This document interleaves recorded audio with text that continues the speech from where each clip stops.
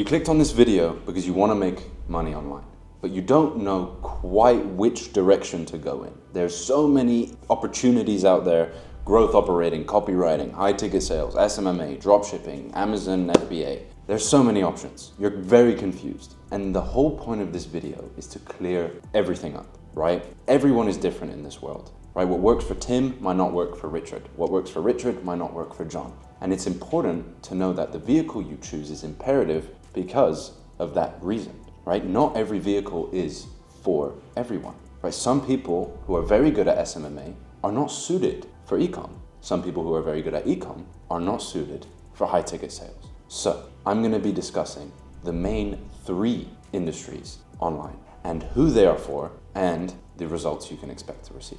So let's get into it. So the first one we're going to talk about is ecom, right? I'm going to talk to you about this one because I've actually done ecom. I was a dropshipper back in the day. I saw a bit of success in that industry. It wasn't for me. So I'm going to kind of walk you through what the industry actually looks like from more of an open lens, not of someone that, doesn't enjoy it. Because like I said, I think if you have the right characteristics for dropshipping, go for it. So what is dropshipping? You're selling products that tend to be, trendy products. So think like fidget spinners. Those were huge back in the day, right? That was a massive dropshipping product. These are products that tend to be, made in China, and you basically, as a dropshipper, your aim is to create a website. You have products on these websites. You drive traffic through advertising or organic content to these websites and basically try and get as many conversions as you possibly can. Okay, the margins tend to be 20 to 30%. So what that means is, let's say you make 10K a month in revenue, you're only keeping 2 to 3K of that. So if you want to be making 10K a month, you probably need to be earning somewhere in the region of 35 to 50K in revenue, right? And considering that you are selling, products that are relatively cheap, you have to sell a crap ton of products. All right, a lot, right? Which means you have to spend a lot on marketing, which means you have to either do that or a lot of organic content and a lot of organic traffic, okay? So keep that in mind. Now, another thing to keep in mind is that the best, dropshipping stores are the ones that have the fastest delivery time, right? Nowadays, you can pretty much buy anything on Amazon, and Amazon delivery time is unbelievable. Right? If you live in a first world country and you have Amazon, you can get next day delivery and sometimes even same day delivery, right? And when I was dropshipping, the biggest problem I had was cutting that delivery time as small as possible. I got it down to maybe 3 days, right? Because you're shipping products from China and it's complicated. So the people who see the most success tend to actually have a lot of inventory of their products. And obviously to have that, you need quite a lot of startup capital. So again, keep that in mind. Now, who is this best suited for? I think it's best suited for someone who has enough money to, pay for inventory, pay for advertising, shout outs on Instagram, things like this. You need to understand marketing. You need to maybe understand TikTok ads or Facebook ads, because that's how you're going to get a competitive edge over some of these other dropshippers. You need to be competent at website design. And most importantly, you need to move with incredible speed. You are competing with people who are very well established, who are much further ahead of you, who literally pay people in China to see what is being exported out of China in terms of like dropshipping trendy products, right? So that there's people so many stages ahead of you. And so that's something to keep in mind. If you get into this industry, you need to have a good amount of money already to spend on advertising, website design. You need to understand that. You need to understand a bunch of things. So like I said, keep that in mind, that you are also going to be competing with big dogs, right? And you're going to be a small little fish. So if you want to stand out, you've got to spend the big bucks. Now, the second one is SMMA. And the reason I'm going to talk to you about this one, it's obviously a massive trend. What it stands for is Social Media Marketing Agency. And the reason I'm talking to you about this is because my business partner, Dan, also did SMMA. And so I've got a bit of insight from him on this as well, from actually doing it and seeing a bit of success, signing clients and basically fulfilling for them as well. So let's talk about it. So with SMMA, you're basically selling marketing services, and it tends to be to brick and mortar businesses. So think chiropractors, dentists, private doctors, lawyers, accountants, things like this. You are basically marketing their services on social media so that they can get more clients, right? Usually you get paid a retainer. That retainer can range anywhere between 2K to 20K, right? Depending on who your demographic is. And so there is a lot of money to be made with SMMA. But let's break it down a bit more. Margins are around 60% in SMMA. So to make 10K, you only need to make 17K a month. Now, here is the caveat if you're just starting out and you don't have experience in SMMA. How are you going to convince a well-established business that you can do their social media marketing for like 10K, right? You can't. So when you're starting, you're going to be offering your services for free or even for like super cheap, like $500 or $1,000, right? So you need to get a lot of clients through the door to get to that 17K mark so that you can cash in 10K a month profit into your pocket. So the main skills you need for an SMMA are sales, marketing, client management, right? And retaining them as well, right? It's not all about, making sure you're doing the service. It's that you're doing it to the best of your ability so that they stay with you, right? That's incredibly, incredibly important. Now, another thing as well is managing team members, right? Because if you are going to do it all on your own, it's going to be very hard to get a lot of clients, right? So you need to understand that as well. Now, a big thing to remember is, like I said earlier, to get to that 17K a month mark, especially as a beginner, you're going to, have a lot of growing pains.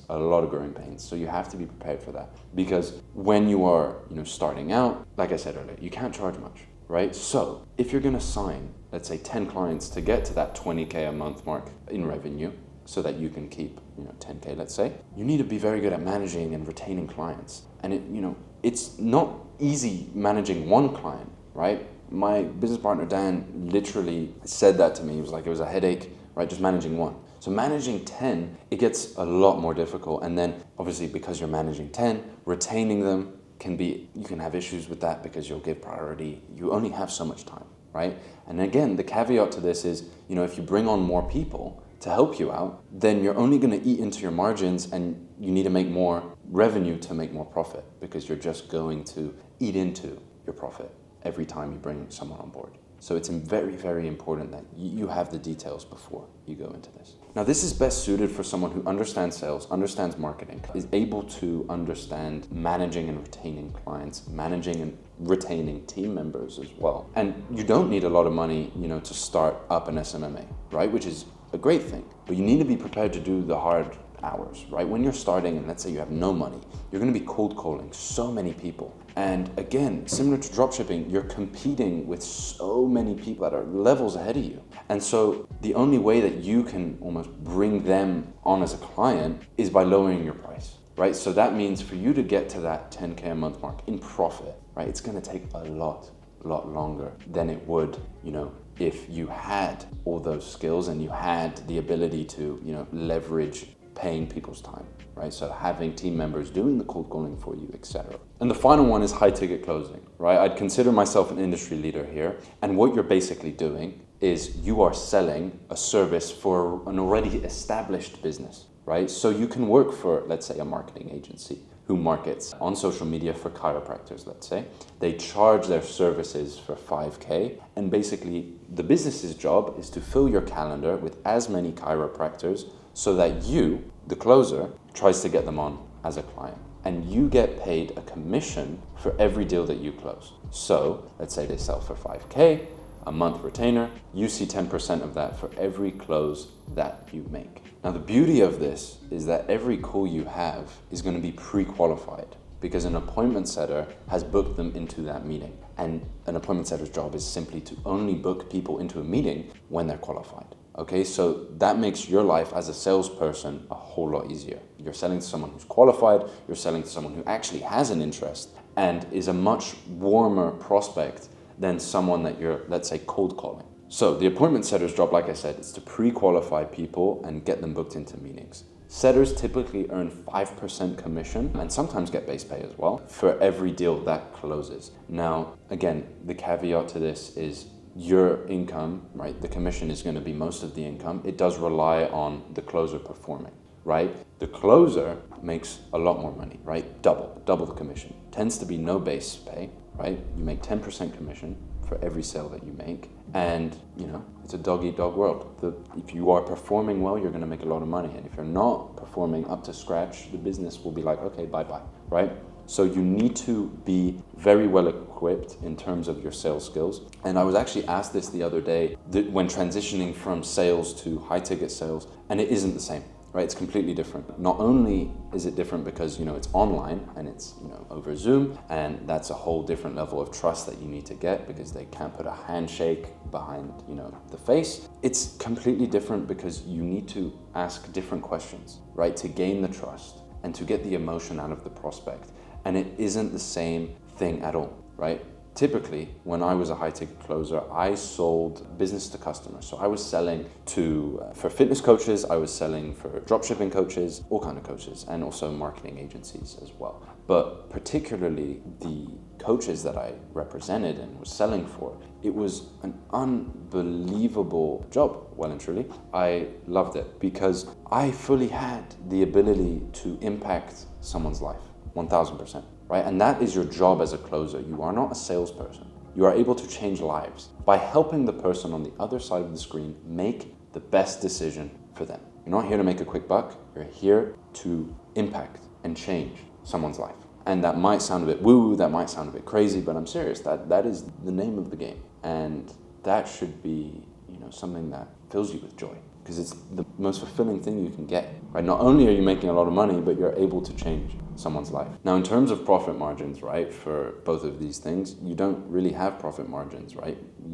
What you earn, you keep. It's that simple because you get paid on commission. And who this is best suited for, well and truly, is people who are looking to transition from either, recruitment, sales, or anything that has allowed you to have some form of sales experience, before transitioning. Now, the reason for that is when you have that experience, it allows you to, leverage that experience to land offers. Whereas if you're starting from complete scratch, it will just take a bit more time. Like a bunch of our clients have started with no experience and they've seen a lot of success, right? So it isn't the be all or end all. It just, maybe takes a bit more time. Now, I know a lot of you are probably thinking, how can I even start high ticket sales? And in the description, I'm going to leave a link that I would recommend clicking. It's going to have information on, high ticket sales. And also you can book a call there, speak with either myself or one of my team members, and we can walk you through a bit more about the industry and how you specifically could see success, right? And we're going to be straight up with you. If we don't believe you can see success, we'll tell you that, okay? So feel free to book in a call, and that's it for this video, and I'll catch you in the next one.